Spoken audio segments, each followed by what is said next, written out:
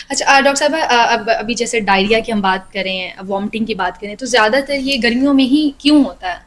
सर्दियों में लोग जो है वो कम बीमार होते हैं, लेकिन गर्मियों में ज़्यादा बीमार होते हैं। देखिए बेसिकली गर्मियों में ऐसा होता है कि ये स्पेशली ये जो 2 मंथ्स हैं मई और जून, इसमें ये ज़्यादा केसेस रिपोर्ट होते हैं डायरिया और वॉमिटिंग के। जी। इस वजह से होता है कि हम लोग बदपरहेज़ी करते हैं और पानी हमारा जो होता है वो कंटेमिनेटेड होता है, जो हम ज़्यादा पी रहे होते हैं। सेकेंडली मेन चीज़ जो रीज़न होती है इसके पीछे वो ये होती है कि हम जो डाइट इस्तेमाल कर रहे होते हैं वो हम उसको फ्रीज़र में रख देते हैं और उसमें जी। बैक्टीरियल ग्रोथ जो हो रही होती है ना, वो मल्टीप्लाई करते जाते हैं। जब उसको खाते हैं तो वो हमारे स्टमक को जो है नुकसान देते हैं। इस वजह से डायरिया और वॉमिटिंग होती है ज़्यादा से ज़्यादा। तो यानी अब हम जो, क्योंकि ऑब्वियसली वही बात गर्मी है, तो हम कहते हैं कि ये चीज़ भी अगर हमने हाँ कोई जी, स्वीट डिश खानी है तो ठंडी बिल्कुल, करके खानी है, बिल्कुल। तरबूज कोई फ्रूट खाना है तो हाँ ठंडा जी, खाना है, मिल्क ओवर शेक ईटिंग हमें ठंडा ओवर पीना ईटिंग है। बहुत इसका जी। मेन रीज़न होता है।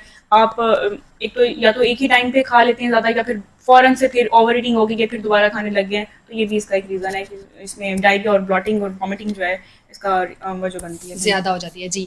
अच्छा दही का जो इस्तेमाल है, तो दही के बारे में आप क्या कहना चाहेंगी? दही गर्मियों में जो है बेसिकली समर्स में वो एक कूलिंग अफेक्ट देता है हमारी बॉडी को, और जी। कूलिंग फूड्स में इंक्लूड किया जाता है। तो दही हमारे लिए बहुत अच्छा सोर्स है। एक तो अगर जिनको एग एलर्जीज है वो अंडे नहीं खा सकते तो जी। वो दही खा सकते हैं, और विटामिन डी भी इसमें दिया जाता है, और इवन के हमारे बहुत से असेंशियल जो विटामिन और न्यूट्रिएंट्स हैं वो भी इसमें प्रेजेंट होते हैं। अच्छा गट के लिए, जो हमारी जी, गट जी। हेल्थ के लिए बहुत अच्छे होते हैं, और मेनली प्रोबायोटिक्स इसमें बहुत ज़्यादा होते जी। अच्छा हम जब बात करते हैं ब्लड प्रेशर के मरीज़ों की, तो हैं जी। अक्सर ब्लड प्रेशर के जो भी पेशेंट्स हैं, तो ये कहते हैं कि जी हम अगर अंडा खाएँगे तो हमारा बीपी ज़्यादा हाई हो जाएगा या तबीयत ख़राब हो जाएगी, या वो अंडा ही नहीं खाते।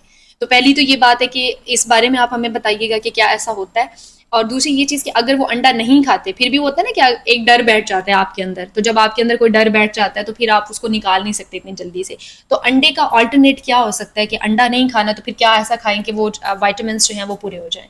पहली बात तो ये है कि अंडा जिनको लो बीपी का मसला है उनके लिए बहुत अच्छा है, और स्पेशली अगर एक हेल्दी बंदा है जी। तो उसके लिए एक जो होल एग है वो रोज़ाना पर डे आप ले सकते हैं। ठीक है, उसका कोई नुकसान नहीं है और कोई जो है वो साइड इफ़ेक्ट नहीं है अगर आपको एग एलर्जी नहीं है तो। जी। सेकेंडली अगर हम बात करें हाई ब्लड प्रेशर की, तो हम फिर भी अंडा खा सकते हैं, एक अंडा डेली खा सकते हैं, लेकिन उसको हम बैलेंस करके खाते हैं। वही बैलेंस डाइट वाली बात आ जाएगी कि हम उसको पोटेशियम रिच फूड्स के साथ कंबाइन करते हैं, लाइक बनाना हो गया, वो भी पोटेशियम रिच फूड है, और पालक हो गई। तो इस तरह की चीज़ें हम अपनी डाइट में ऐड करते हैं ताकि वो बैलेंस हो जाए और जी, उसका जी। जो है वो साइड इफेक्ट ना हो। अच्छा। और अगर हम अल्टरनेट की बात करें अंडे की, तो उसमें हमारे पास नट्स आ जाते हैं, सीड्स आ जाते हैं, लेंटिल्स आ जाती हैं, हमारी दालें आ जाती हैं, और बहुत से ऐसे फ्रूट्स आ जाते हैं, और उसके अलावा हम योगर्ट दही का इस्तेमाल कर सकते हैं अपनी डाइट में।